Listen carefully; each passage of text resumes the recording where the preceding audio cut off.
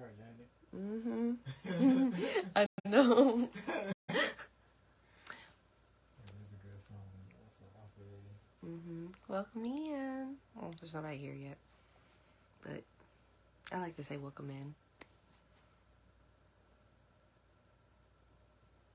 This is so interesting because I'm doing this instead of this. I like doing this, but this is good too.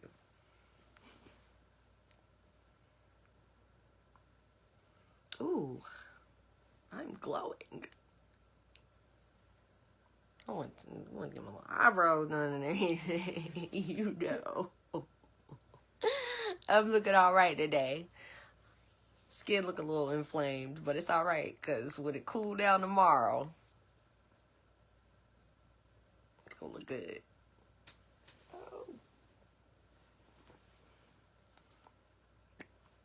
I'm running a little late, but I had to let my phone charge, so I always be explaining as if y'all care. Y'all just be like, well, we'll see them when we see them, and if they do the show, because listen, I'll call out of work. I'll call out so fast.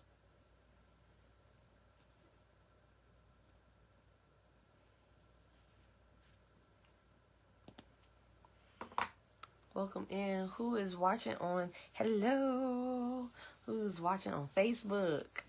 Welcome in. Welcome to Reading with Miss Taylor Said. I'm going to give it a few more minutes to allow some folks to get in here. And then we're going to get started. We are finishing Adult Children of Emotionally Immature Parents. I'm so excited. Oh my gosh. Hey, Sarante's in the building. I can always count on Sarante. The one and only. Let's go. Turn up, turn up, turn up. Turn up. And I got a live audience today. Well, I have an in-studio audience today. You know. Because, you know, I've got a little production. A little set.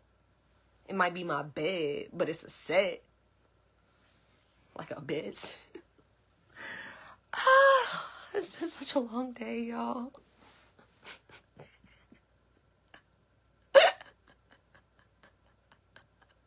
You can laugh out loud. It's okay. They know someone's here.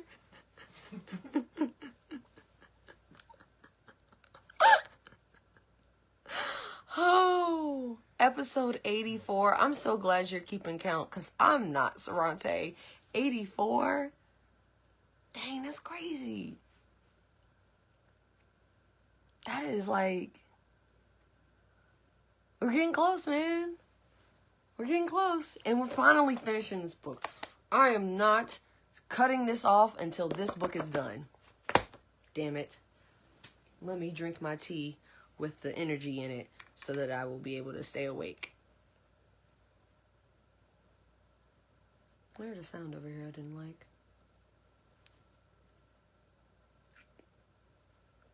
Yeah, I'm gonna drink this tea. Because I'm so thankful y'all are here. Ooh, let me read y'all what the little tea bag says.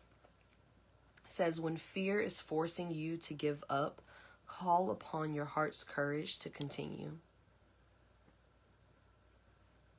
A word. Call upon your heart's courage to continue. All right, y'all. We about to finish the book. Welcome to Reading with Miss Taylor Said. My name is Taylor, also known as Miss Taylor Said, and I started this show in November of 2020. What's up? I started the show in November of 2020 in an effort to accomplish some goals of mine. One of those goals being that I would like to practice public speaking. I'm not going in order, but we're here now. I would like to practice public speaking and engaging with an audience. The digital platform was opened up wide during the pandemic when we were all at home. So everybody, you know, kind of had an equal opportunity to gain an audience. And I'm so thankful that I did. And it's allowed me space to be able to speak publicly and engage with audiences, and it also provided me opportunities to have public speaking moments. So like, I'm very thankful for you guys. The next reason I started this show is because the things that I want to do with my career will involve me reading aloud in front of an audience. So I want to practice reading aloud in front of an audience and being able to give the words the emphasis that they need in the moment that I'm reading them, or in the moment that I'm performing them.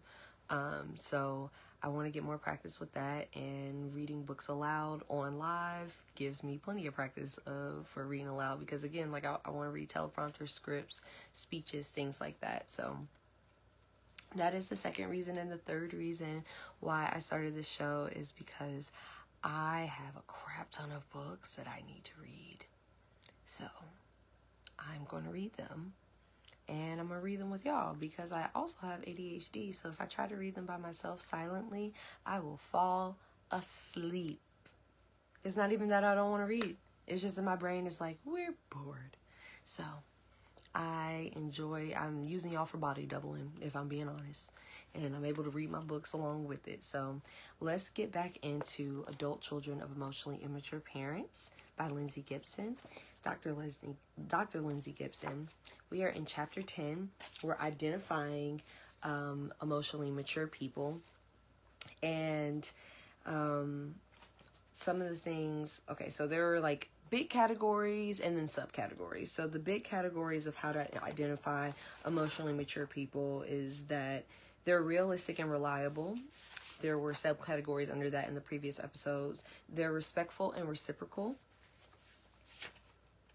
And we are actually, nope, they're responsive. And that's where we are now, that they're responsive. We're in the subcategories of they're responsive. So the last ones that we read last episode, it said their empathy makes you feel safe. They make you feel seen and understood. And this next one is called they like to comfort and be comforted. So let's get into it. Emotionally mature, responsive people have an emotional engagement instinct that works smoothly. They like to connect, and they naturally give and receive comfort under stressful situations. They are sympathetic and know how crucial friendly support can be. I feel like that's all that they have in that section. Pretty self-explanatory, you know. They like to comfort and be comforted. And they give you space to comfort them as well. They reflect on their actions and try to change. Emotionally mature people are capable of taking a look at themselves and reflecting on their behavior. They may not use psychological terms, but they clearly understand how people affect each other emotionally. They take you seriously if you tell them about a behavior of theirs that makes you feel uncomfortable.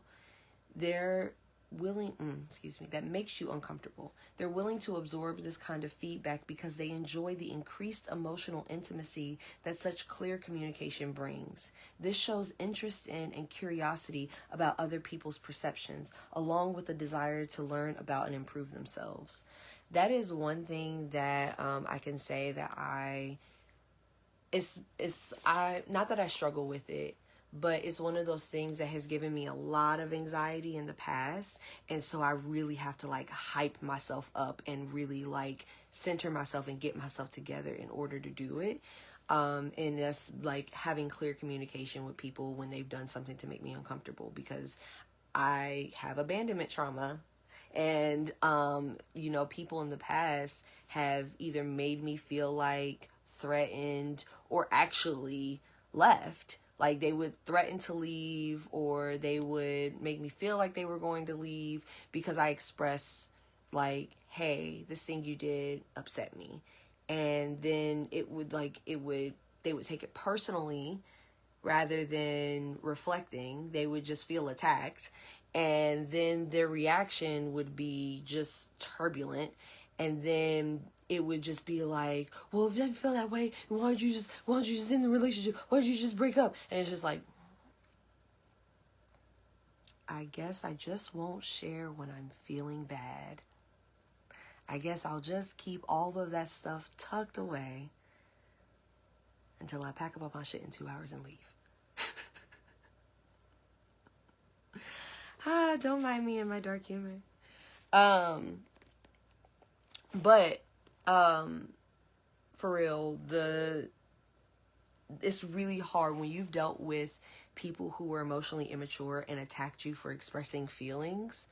They see it as an attack, and had the same issue with my mother, and I never tell her anything. Because emotionally immature people cannot receive criticism. They take it personally. They feel like you're calling them a bad person. And I understand, hey, welcome in. We're finishing up adult children of emotionally immature parents. I understand because, again, like I always reference, institutions like Christianity will, like, it's meant to make you feel like you're a bad person. It's intended to make you feel like you are a bad person. They literally tell you you are born with sin. And, like, you are born a fuck up. Welcome. And you just have to spend your whole life trying your best not to continue fucking up. And that's what, like, a lot of religion, and specifically my experience with Christianity, is that it's just constantly people watching for you to sin, watching for you to mess up, and then letting you know, like, you will be left. You will be going to hell if you don't beg and try to make things right. Honor your parents, and all the Bible verses that are used to suppress how you really feel, and used to teach you, like, hey, your feelings don't matter. And when you have feelings, if you don't keep it to yourself, people will just leave you alone, because, you know, you just have to, like, nobody's perfect. Nobody's perfect, and you should just be forgiving.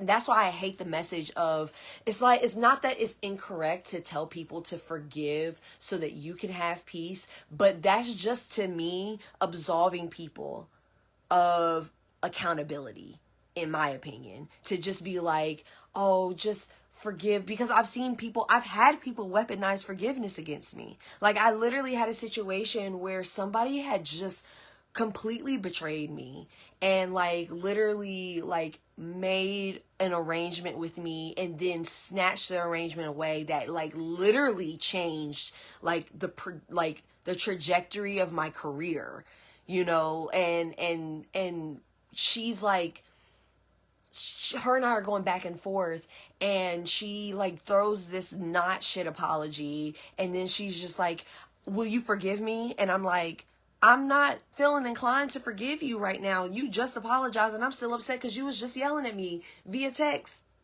2 texts ago. I'm not inclined to forgive you right now. She's just like, I just need you to say that you forgive me. What? Why do you need me to say that? Because if that's the religion that you're subscribed to, the thing that you're going to do is you're going to mess up every single day. And instead of reflecting on it and looking and digging deeper into your traumas, digging deeper into your shadow work and all that stuff, instead of doing that, you just throw it off on, Jesus, forgive me. Thank you. Bye. And then you go on with your life and do the next thing.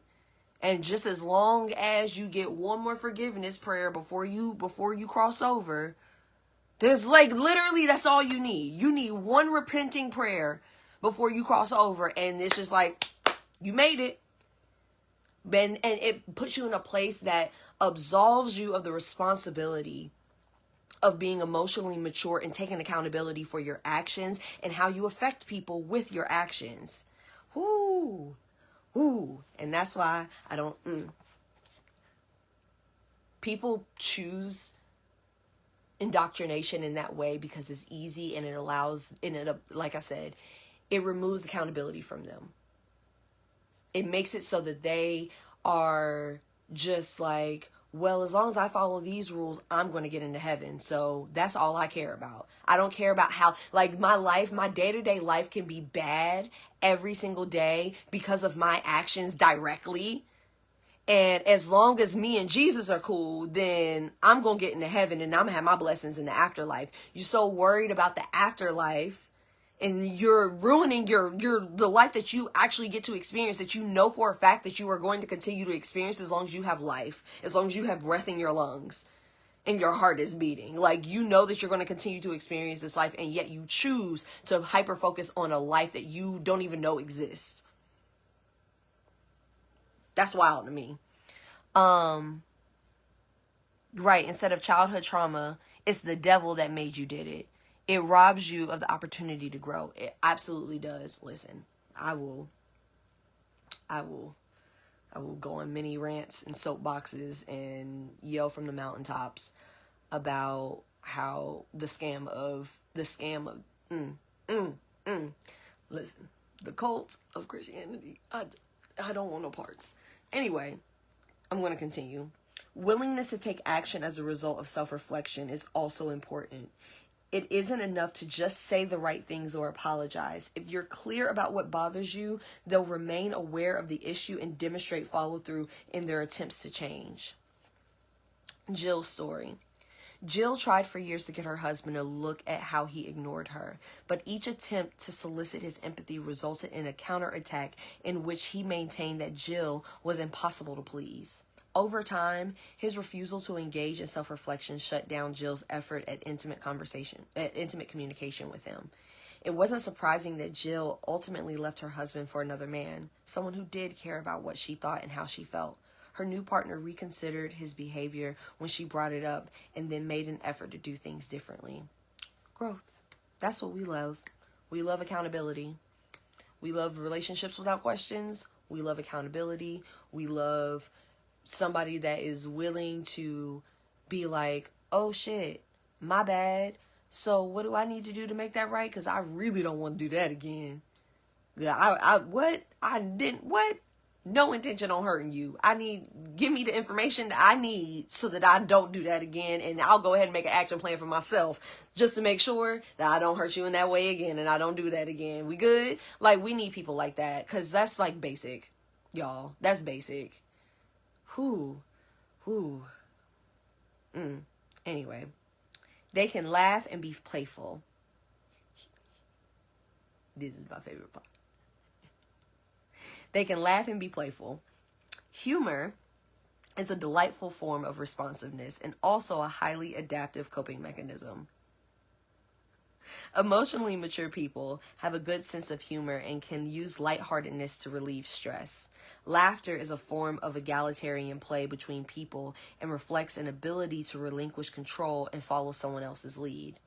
That was a hell of a sentence. I'm going to say that one more time because that was a lot of three or more syllable words. Laughter is a form of egalitarian play between people and reflects an ability to relinquish control and follow someone else's lead. Emotionally immature people often have difficulty in engaging in humor in ways that strengthens bonds with others. Instead, they push humor on others, even when others aren't amused. They also tend to enjoy humor at someone else's expense, using it to boost their self-esteem. Roasting. Roasting. I need to smoke in my room. Got caught in my throat. We're going to talk about it one day. We're going to have a conversation about that. We're going to have an extensive conversation about that one day. And, when I come with that information, all the bits of information I need so that we can have that conversation, we're going to talk about it. Because roasting. For example, they may enjoy humor that involves tricking people or making them look foolish or inept. This trait is a good indicator of how they'll eventually treat you. If somebody wants to play pranks on you, and I'm talking about the ones that harm you, ruin your outfit, ruin your hair, it includes humiliation.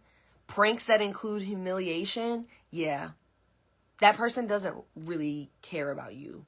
They're more concerned with getting the laugh than making sure that you're comfortable. Because the other thing that people don't talk about when it comes to joking on people and pranking and all that stuff, when you're doing humor that is intended to harm, then the people, especially when it's intimate and it's between your relationships, what ends up happening is that the people that you are constantly doing this to have to be on guard. So now their defenses are up. They're in fight or flight mode. Trauma response is up. Like a dog's ears. Everything is like they're on eggshells because they don't know if you're taking mental notes in your head about their behavior now so that you can bring it up later for a joke. Or if they come around the corner and some bucket of filth is going to fall on their head because you want to make a TikTok video. Like, humor at other people's expense is never funny. Ever. And I don't trust that you have a strong moral compass if the only humor you can come up with is humor at the expense of others. And maybe you don't care about that. But if you did not care about that, I'm sure you wouldn't be watching this show. So, anyway, then the last paragraph of that section says, humor with an edge, such as sarcasm, is best served as a spice, not the main course. In moderation, it adds a bit of pleasurable tension, but in excess, it reflects cynicism, which is hard to live with as a steady diet. Too much cynicism and sarcasm are signs of a closed-down person who fears connection and seeks emotional protection by focusing on the negative. Period. All right, the next section, they're enjoyable to be around. Being enjoyable to be around is a somewhat ineffable characteristic. What does ineffable mean? Can you help me with that? It's INEFFABLE.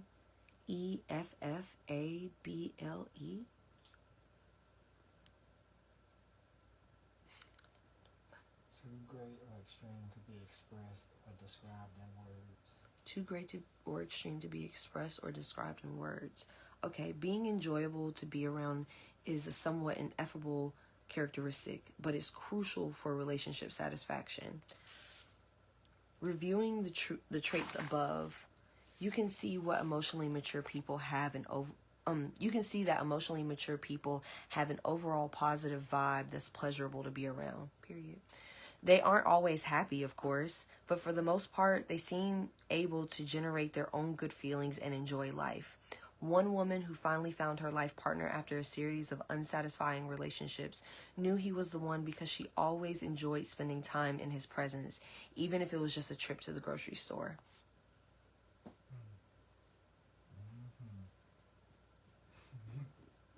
You know, I love my best friends. Hey! We're finishing up Adult Children of Emotionally Immature Parents. Oh, that's me. All right.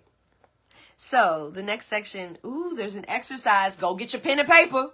Go get your pen and paper because there's an exercise where you have to, so get ready. But we're not there yet, but get ready. This is your warning. What to look for in meeting people online. All right, actually get your pen and paper. Because here we are online. Let's see what they said.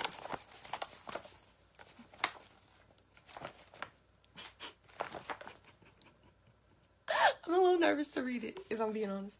The characteristics described in this chapter are also applicable to online dating and social networking. In fact, online contexts offer a great opportunity to practice identifying emotional maturity as you read and consider what people are revealing about themselves in their profiles and electronic messages. That's literally what I do on Tinder. That is the only reason I have Tinder, so I can get practice on how to identify stuff. Y'all, Lindsay, I didn't even finish the book and I was already doing the stuff. Yes.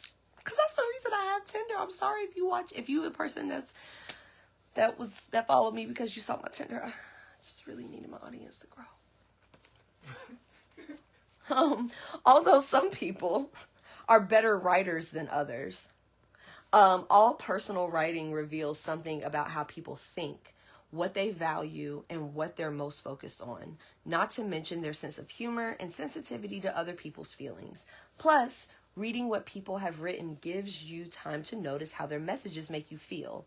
Initial phone calls also give you room to observe and note what the other person is saying while keeping your facial expressions and nonverbal reactions private. In these venues, ask yourself how you feel about people's timing and pacing. Are they respectful of your boundaries and how fast or slow you want to go in getting to know each other? Do you feel pressured for instant intimacy, or do they take an uncomfortably long time to respond? Do you get the feeling they're pinning too many hopes on you before they even know you? Or are they being a little standoffish so that you have to work to keep the communication going? Are they reciprocal? Do they reference what you said in your previous email or immediately launch into their own topics? Do they keep a conversation going by asking questions to get to know you better or find out your thoughts on a certain topic? Do you find it easy to schedule things with them, or are the two of you frequently out of sync? After reading a profile, email, or message, take a moment to jot down your impressions. This kind of reflection will help you learn to focus your attention on your gut reaction, which will be easier because you won't have the social pressure of a face-to-face interaction. Describe how you feel inside after reading what the person wrote. Will you feel comfortable being yourself, or will you feel like you have to watch what you say and how you say it? Observing your reactions is a crucial skill for identifying emotionally mature people, and online communication can give you excellent practice in doing just that. I love that. I love that. That was very detailed. That was very thorough. And I definitely recommend that you guys go back to Facebook, because Instagram's not letting me upload videos, but you guys go back to Facebook and you watch this playback and listen to this part again before you get on Tinder.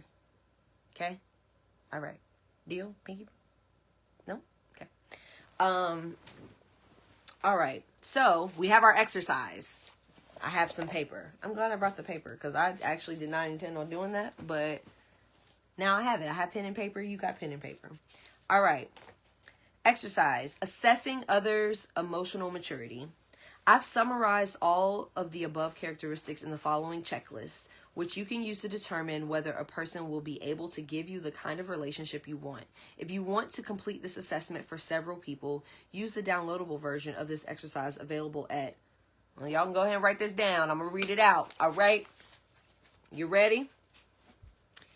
http://www.newharbinger, NEWHarbinger.com/31700. And they said, see the back of the book for instructions for how to access it. Y'all just gonna have to buy the book for the additional information. But this checklist is gonna be up there. All right. So first category. I guess y'all could just write these down for your own records. It's a lot of words. I don't know.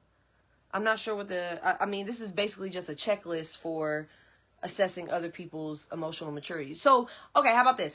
Think of a person that you're trying to figure out if they're emotionally mature. Think of a person, and you're just like, you don't know that you know that they're emotionally mature. Think of them, and then tally every single one that you have, and then we're going to count them up at the end, okay? Ready? On the first category of realistic and reliable, do they work with reality rather than fighting it? They can feel and think at the same time. Their consistency makes them reliable. They don't take everything personally. One more time for the people that wasn't paying attention in the back. Under realistic and reliable, and put a tally for the person that you're thinking about. Put a tally for every time they do these things. They work with reality rather than fighting it.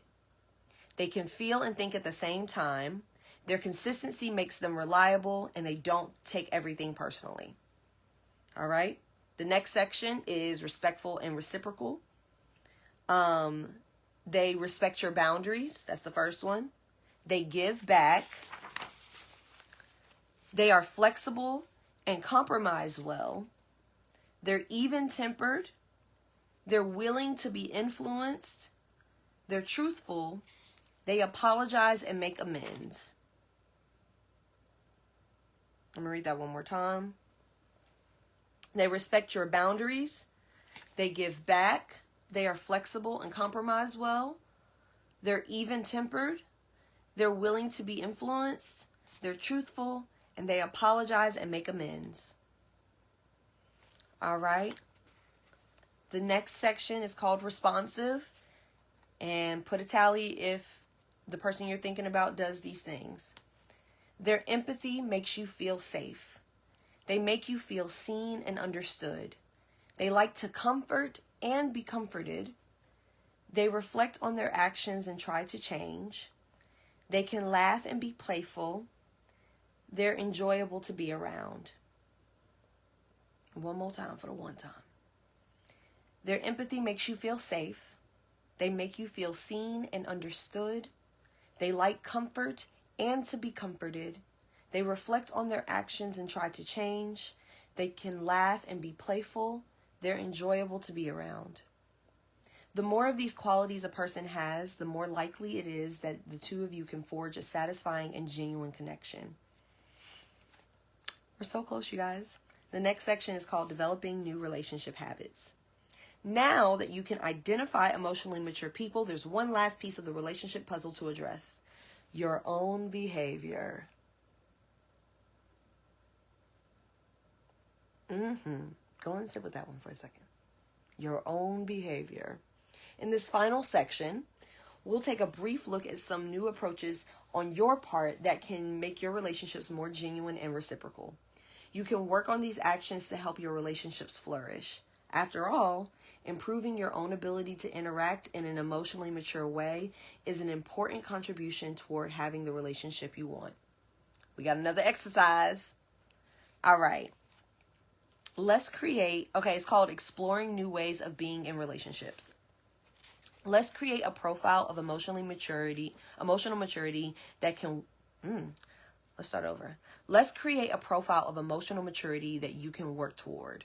The following list presents a picture of how an emotionally mature person might interact and behave in relationships. Read through the following list of new behaviors, beliefs, and values and choose a few to practice. Just pick one or two at a time and be gentle with yourself as you work on them. Some might be harder than others. All right.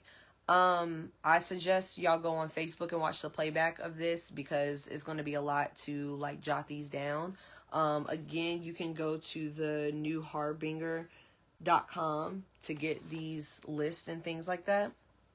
But the first one is called, Hello, we are finishing up Adult Children of Emotionally Immature Parents. Welcome to Reading MissTaylorSaid.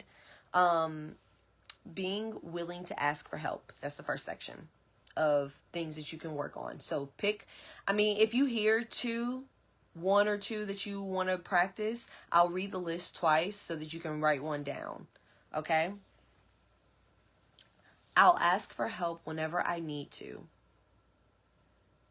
I'll remind myself that if I need something, most people will be glad to help if they can. I'll use clear, intimate communication to ask for what I want, explaining my feelings and the reasons for my request. I'll trust that most people will listen if I ask them to. Again, we're just picking one or two of those to work on at a time. I'm going to read the list one more time. If you pick one or two, write them down. This is under the section of being willing to ask for help. I'll ask for help whenever I need to. I'll remind myself that if I need something, most people will be glad to help if they can. I'll use clear, intimate communication to ask for what I want, explaining my feelings and the reasons for my request. I'll trust that most people will listen if I ask them to. All right. The next section, being myself, whether people accept me or not. Let's get into it. Listen, this is giving list of affirmations that we can read through on a day-to-day basis. So, you know. When I state my thoughts clearly and politely without malice, I won't try to control how people take it. I won't give more energy than I really have. Instead of trying to please, I'll give other people a true indication of how I feel. I won't volunteer for something if I think I'll resent it later. If someone says something I find offensive, I'll find an alternative viewpoint. I won't try to change the other person's mind. I just won't let the statement go unremarked upon. All right, I'm going to read that one more time. I'm going to drink some water and then I'm going to read that one more time.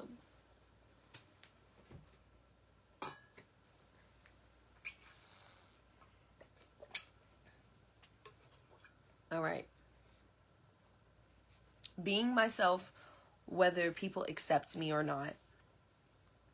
When I state my thoughts clearly and politely without malice, I won't try to control how people take it. I won't give more energy than I really have. Instead of trying to please, I'll give other people a true indication of how I feel. I won't volunteer for something if I think I'll resent it later. If someone says something I find offensive, I'll offer an alternative viewpoint. I won't try to change the other person's mind. I just won't let the statement go unremarked upon.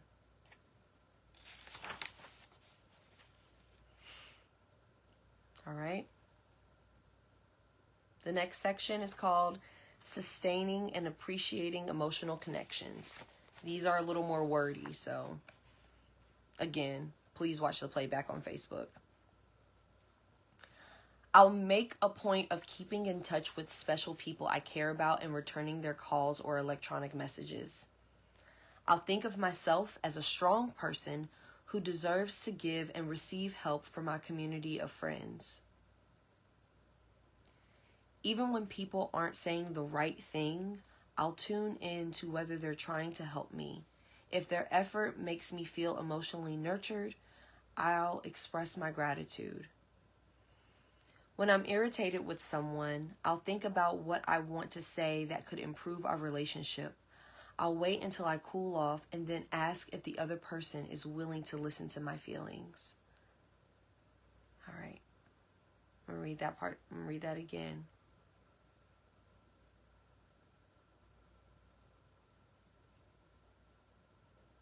Okay, let's go. This section is called Sustaining and Appreciating Emotional Connections. I'll make a point of keeping in touch with special people I care about and returning their calls or electronic messages. I'll think of myself as a strong person who deserves to give and receive help from my community of friends. Even when people aren't saying the right thing, I'll tune in to whether they're trying to help me. If their effort makes me feel emotionally nurtured, I'll express my gratitude. When I'm irritated with someone, I'll think about what I want to say that could improve our relationship. I'll wait until I cool off and then ask if the person is willing to listen to my feelings. That section made me a little emotional. I'm very thankful. All right. The next section is called Having Reasonable Expectations for Myself. I'll keep in mind that being perfect isn't always necessary. I'll get stuff done rather than obsess over getting things done perfectly. When I get tired, I'll rest or do something different. My level of physical energy will tell me when I've been doing too much. I won't wait for an accident or illness to make me stop.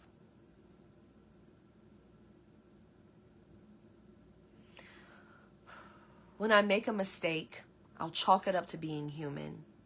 Even if I think I've anticipated everything, there will be outcomes I don't expect. Me and Lindsay got to talk because I feel attacked. Me and Lindsay got to talk. I feel like she been in my house watching me.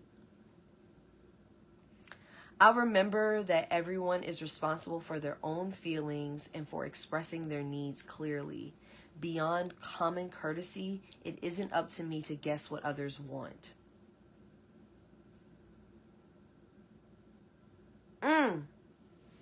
All right. I'm going to read that one more time. This is the having reasonable expectations for myself section. I'll keep in mind that being perfect isn't always necessary. I'll get stuff done rather than obsess over getting things done perfectly. When I get tired, I'll rest or do something different. My level of physical energy will tell me when I've been doing too much. I won't wait for an accident or illness to make me stop. When I make a mistake, I'll chalk it up to being human.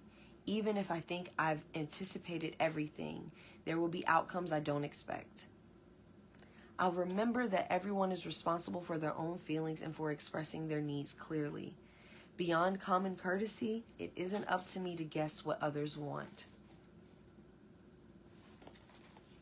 All right, last section.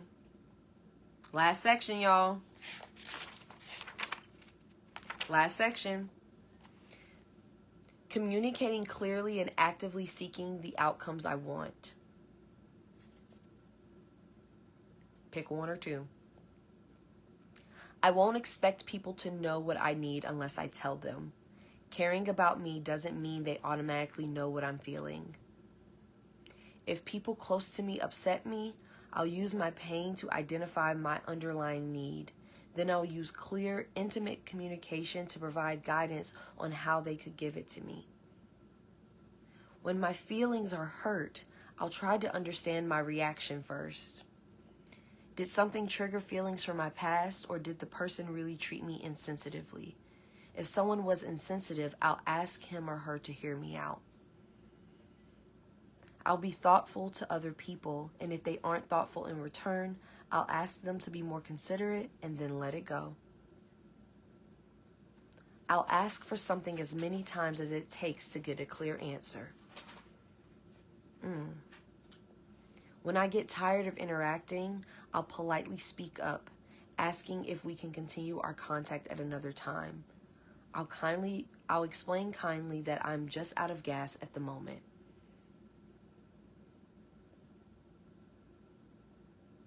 All right, one more time for the one time. Communicating clearly and actively seeking the outcomes I want.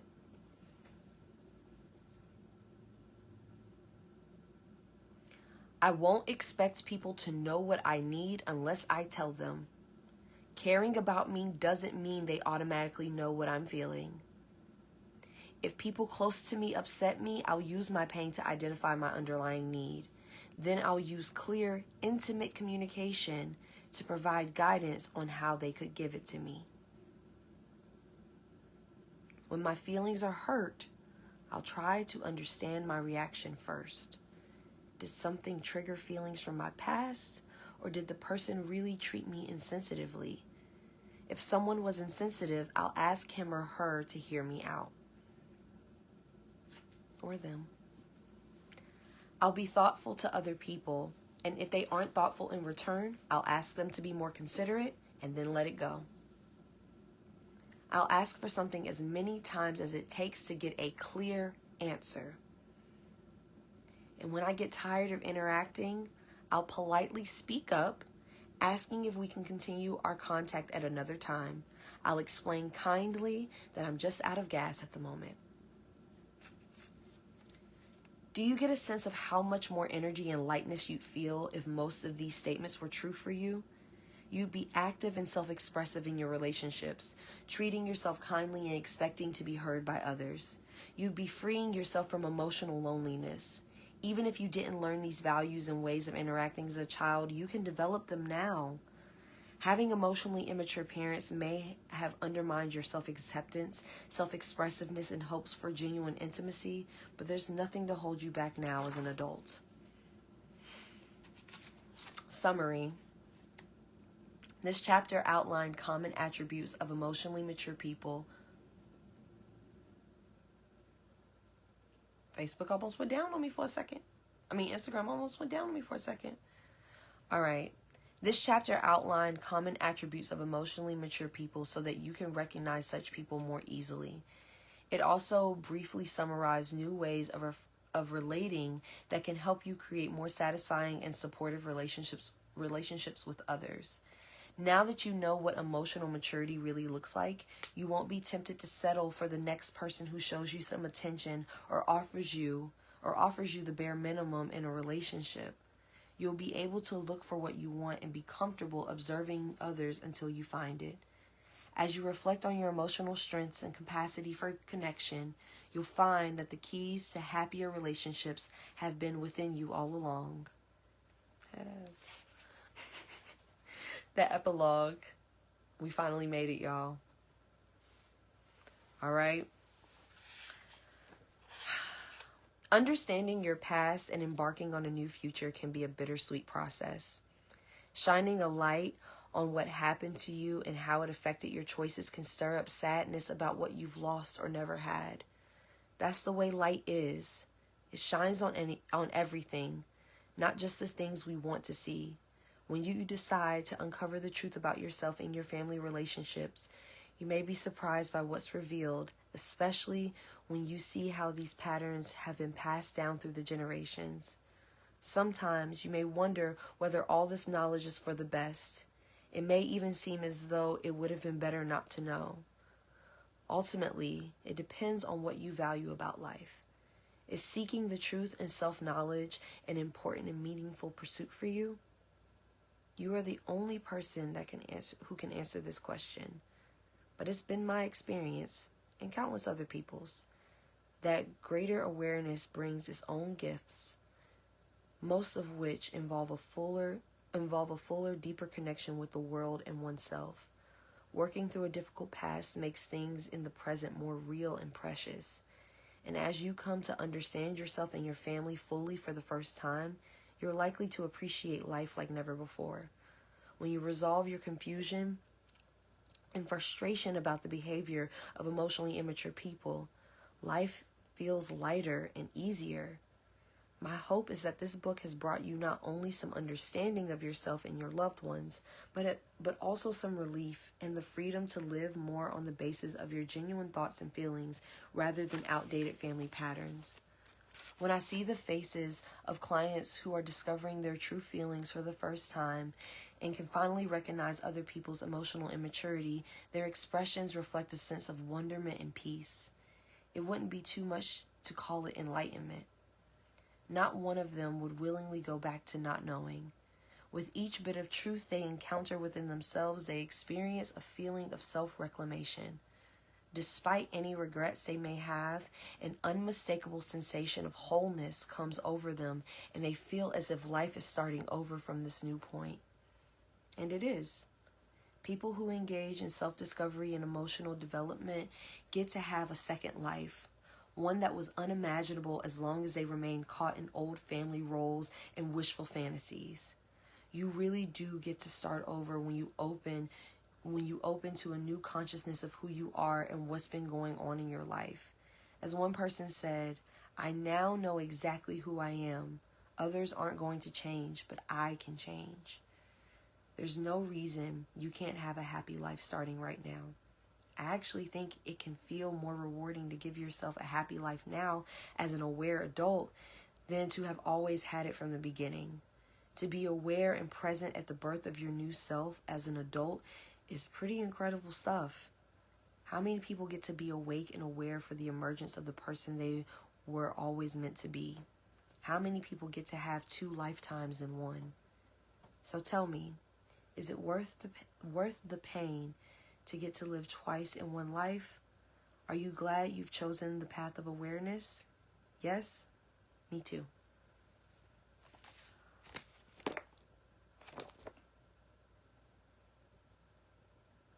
It's done. We finished it. We finally finished it. After 2 years. We finally finished it, y'all. That whole last section felt like reading about my journey over the last year. All that time that I was gone, that was the journey I was on. And it was painful as fuck. Ooh, it hurt. It hurt. But if you think about birth, childbirth, that is the most traumatic and painful experience of that baby's life, along with the mama. For both parties, it is probably the most traumatic and painful experience of their life until they're the one having the baby. And, well, up until that point, you know. But, like, childbirth is painful. Birth is painful. And your skin is raw and vulnerable and exposed until it grows, until the bones get strong, until your wobbly legs start to walk, and until you're able to eat solid foods and use the bathroom on your own. It's all new, and it's okay that it's new, because the person that you are on the other side is exactly who you dreamed of being when you were a kid and you were living in that shitty house, man. It is the exact person you thought about and you dreamed about and you just wished you could be. The person that stands up to your parents. The person that speaks for themselves. That stands up for themselves. That sets boundaries. Being that person. Being the person that's okay with saying no and doesn't feel no way about it. And can do it without being harmful. I hope that you all pick up a copy of this book. Y'all are, of course, welcome to rewatch episodes of Reading What Miss Taylor Said. All of them are on Facebook. But if you don't, go get the book. Go get the audiobook and revisit that for yourselves without my commentary so that you can really put this stuff into practice. I will post a poll on all the social medias for the next book, because there are a few books that I really want to get into and I'm not sure which one I want to do next. But one book I've gotten specific permission from the author that I can read it on this show. So, you know, just let me know once I post the poll. Y'all let me know which book you want to do next, and whichever book gets the most votes will be the one that I go to next. And y'all better vote. If y'all don't react, I'm going to do what I want to do. I'm going to flip a coin and that's what it's going to be. So vote, share old episodes with other people. You know, the next time you come and watch the show, the next time you plan on watching the show, bring somebody. Yes, the Amazon list got to get hit. But I already own books. I don't need more books in my house yet, Sorante. And the books that are on my Amazon list are for some other stuff, for like spiritual stuff, and I'm not about to be reading those up here. Unless, I could get a Patreon to do Reading What Miss Taylor Said, spiritual edition, and y'all could do that behind a paywall, but, you know, we starting off slow. So just pick the next book that I already own, and then we'll go from there. Okay? I love you guys. Thank you so much for showing up again. I will see you next Tuesday. Have a great night. Bye. Bye.